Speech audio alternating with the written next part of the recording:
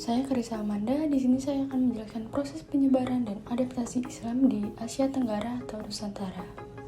Islam adalah agama yang pada saat ini sudah menyebar ke seluruh benua dan negara di permukaan bumi ini. Salah satu fakta orang yang berpengaruh di seluruh dunia adalah Nabi Muhammad SAW. Beliau menyebarkan Islam sendiri di Mekah pada saat itu yang penduduknya jahiliyah dan kemudian berubah menjadi masyarakat yang berakhlak baik dan memeluk agama Islam. Dari sinilah sejarah penyebaran agama Islam semakin luas ke seluruh dunia. Masuknya Islam dan budaya Islam ke wilayah Nusantara bermula pada sekitar abad ke-7 Masehi dan tidak lepas dari kegiatan perdagangan Asia kuno, yang mana dikenal oleh bangsa asing karena berbagai hasil buminya, yang menjadi daya tarik sendiri bagi para pedagang dari bangsa lain. Masuknya Islam ke Nusantara digolongkan berdasarkan 4 teori, antara lain teori Arab, teori Cina, teori Persia, dan teori Gujarat atau India. Pertama, teori pedagang Arab ini menyatakan bahwa masuknya Islam ke Nusantara sekitar abad ke-7 atau ke-8 Masehi, yang mana kerajaan Sriwijaya sedang mengembangkan kekuasaannya. Pada masa tersebut juga pedagang Arab melakukan aktivitas perdagangan dengan Nusantara melalui jalur pelayaran perdagangan di wilayah Semenanjung Malaka. Menurut Hamka, salah satu pendukung teori ini mengatakan bahwa pedagang Arab yang datang ke Nusantara kemungkinan adalah utusan Bani Umayyah, yang mana tujuan dari berdagang tersebut juga diikuti dengan misi dakwah menyebarkan agama Islam. Kemudian, teori kedua, masuknya Islam melalui pedagang Persia, bahwa menurut pendapat, Islam masuk ke Nusantara pada abad ke-13 Masehi. Kepulauan Nusantara dianggap sebagai wilayah yang sangat cocok untuk dijadikan daerah pelaksanaan dakwah dan daerah untuk melakukan perdagangan Persia. Hal tersebut juga diikuti oleh bukti adanya persamaan amalan pada 10 Muharram yang dilakukan juga oleh masyarakat Muslim di Persia. Kemudian, teori ketiga yaitu masuknya Islam melalui pedagang Gujarat, menyebutkan bahwa para pedagang India dari Gujarat masuk ke Nusantara sekitar abad ke-13 Masehi dan mempunyai peranan penting dalam penyebaran agama dan kebudayaan Islam. Karena di samping mereka berdagang, mereka juga aktif mengajarkan agama dan kebudayaan Islam pada setiap masyarakat yang dijumpainya, terutama pada masyarakat yang terletak di daerah pesisir pantai.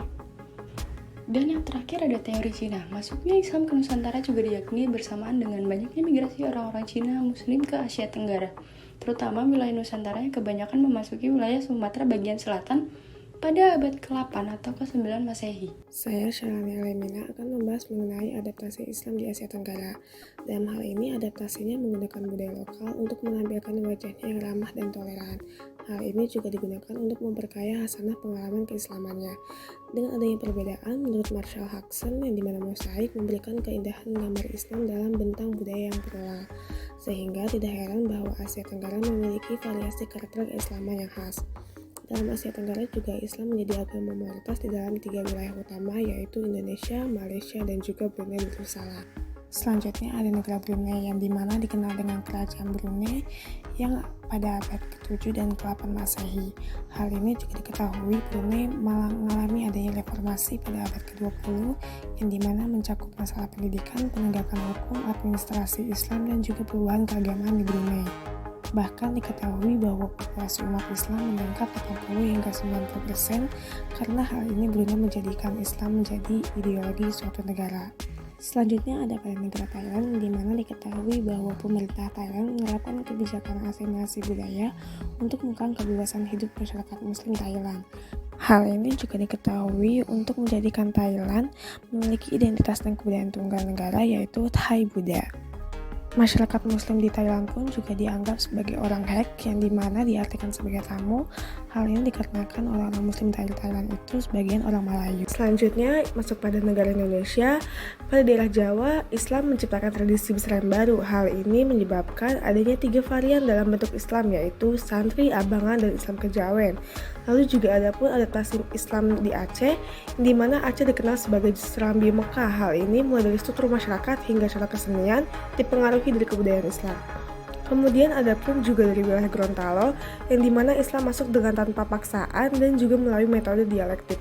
Hal ini juga dalam kerajaan Gorontalo mulailah ditetapkan bahwa pentingnya adat istiadat disesuaikan dengan syariat Islam. Hasil hal ini dikenal dengan prinsip Sara Topa Topango To Adati. Nama saya Ria Silva dan saya akan menjelaskan mengenai dimensi ekonomi dan juga sosial budaya mengenai masuknya Islam di Nusantara. Umum diketahui bahwasanya penyebaran agama Islam selalu melalui jalur akulturasi budaya, perkawinan, dan jalur perdagangan. Islam di Asia Tenggara memang menyebar bermula dari wilayah Indonesia, khususnya di daerah Perlak, Aceh, sejak abad ke-7 Masehi. Setelah mengalami perkembangan Islam menyebar ke wilayah Asia Tenggara lainnya seperti Singapura, Malaysia, Kerajaan Patani di Thailand Selatan, dan Brunei Darussalam. Terkait pembahasan ini, masuknya Islam di Asia Tenggara memang didukung oleh keberadaan para pedagang dan ulama yang berasal dari Jazirah Arab, Persia Raya, dan Gujarat di wilayah Malaysia pada abad ke-9 Masehi. Penyebaran Islam di Asia Tenggara oleh para pedagang yang berdatangan khususnya ke negara-negara seperti Indonesia, Brunei, Malaysia, Singapura, dan lain-lain yang memang diapit oleh selat perdagangan itu sendiri, yaitu Selat Malaka. Hal inilah yang kemudian menyebabkan kemunculan Islam itu bermula dikarenakan intensitas interaksi antara masyarakat Asia Tenggara dengan para ulama pedagang. Tak hanya itu, Islam juga memiliki pengaruh dalam sistem perekonomian negara-negara di Asia Tenggara. Dikarenakan mulanya disebarkan oleh para pedagang Islam, maka muncullah berbagai sistem ekonomi Islam yang kemudian diterapkan di negara Asia Tenggara seperti pembagian zakat, perbankan syariah, dan lain-lain. Kemunculannya tidak hanya di Indonesia, salah satu contohnya, Singapura juga memiliki sistem perbankan syariah yang mana sejak tahun 2008 telah diterbitkannya guidelines mengenai regulasi pembukaan perbankan syariah di Singapura. Sebelumnya telah disampaikan bahwa metode penyebaran Islam di Asia Tenggara ini didominasi dengan metode-metode interaktif. Interaksi-interaksi yang dimaksud di sini seperti pendakwaan agama, baik secara langsung maupun tidak langsung, yang mana hal ini dapat dikatakan bahwa faktor sosial budaya sangat berpengaruh pada ajaran penyebaran agama Islam ini. Contoh faktor sosial ini seperti adanya interaksi-interaksi ataupun pendekatan oleh para pedagang luar kaya raya yang kemudian mengadakan pernikahan-pernikahan yang dilakukan antara pedagang saudagar luar ini dengan penduduk salah satu negara di Asia Tenggara. Salah satu contohnya di Brunei Darussalam, banyak ulama Arab yang menikah dengan keluarga kerajaan Brunei, seperti salah satunya Syarif Ali dari Taif, Arab Saudi, yang kemudian menikah dengan saudara perempuan Sultan Brunei kedua.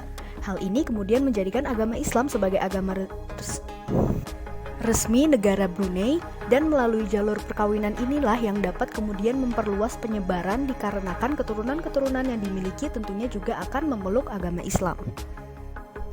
Faktor budaya ini dapat dilihat dari banyaknya keterampilan dan seni yang variatif ditemukan seperti Faktor budaya ini dapat dilihat dari banyaknya keterampilan dan seni yang variatif ditemukan di beberapa seni bangunan masjid yang memiliki keindahan seni pahat atau seni ukir dan seni musik serta seni sastra.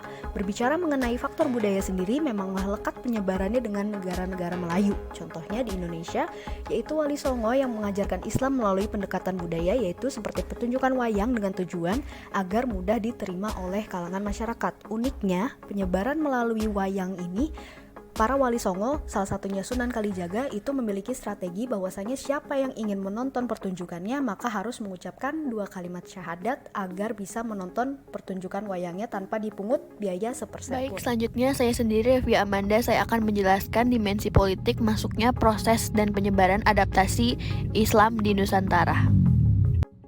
Asia Tenggara merupakan salah satu kawasan dengan jumlah penduduk muslim terbesar di dunia. Hal ini tidak terlepas dari penyebaran bangsa Melayu yang dianggap sebagai representasi Islam. Nusantara yang mula-mula merupakan basis dari kekuatan Hindu-Buddha, lambat laun menjadi pusat perkembangan dari teritori kekuatan Islam. Hal ini ditandai dengan berdirinya beberapa kerajaan Islam sebagai manifestasi kekuatan politik dan kesuksesan penyebaran Islam. Islam juga merupakan agama mayoritas di Indonesia, Malaysia, dan Brunei Darussalam. Selain itu, minoritas muslim dapat ditemukan di Burma, Singapura, Filipina, Thailand, dan Vietnam. Kelompok masyarakat Islam di Indonesia terdiri dari 2 kelompok, yaitu tradisional dan modern. Kelompok tradisional biasanya diwakili oleh masyarakat santri yang berasal dari organisasi NU, sementara kelompok modern diwakili oleh masyarakat santri dari organisasi Muhammadiyah. Islam di Indonesia dikenal sebagai negara muslim yang berkarakter demokratis, damai, dan berkeadaban. Hal tersebut tidak lepas dari peranan organisasi massa Islam seperti Nahdlatul Ulama dan Muhammadiyah.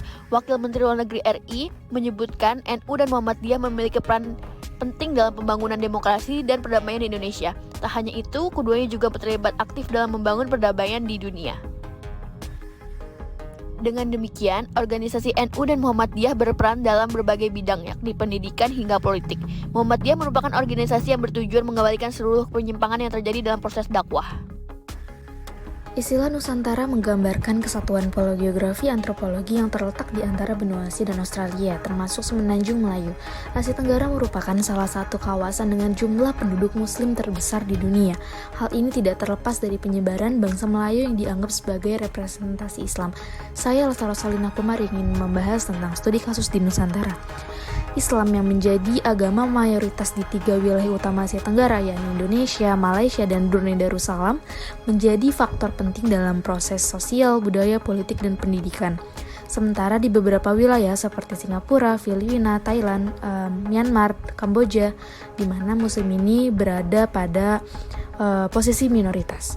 Selanjutnya case study problematika minoritas muslim di wilayah Asia Tenggara. Kami mengambil negara Thailand karena sejak penyatuan kelima negara di wilayah Melayu Utara ke dalam bagian dari Thailand, terjadi benturan budaya antara Muslim Melayu dan Buddhis Thailand. Pada awal pemerintah Thailand yang dikuasai oleh Tentara Jenderal Luang Prabang Songkhram, kebijakan nasionalisme budaya Thailand menjadi kebijakan utama. Minoritas Muslim yang berada di Thailand ini menghadapi masalah yang sama dengan bangsa Moro di Filipina.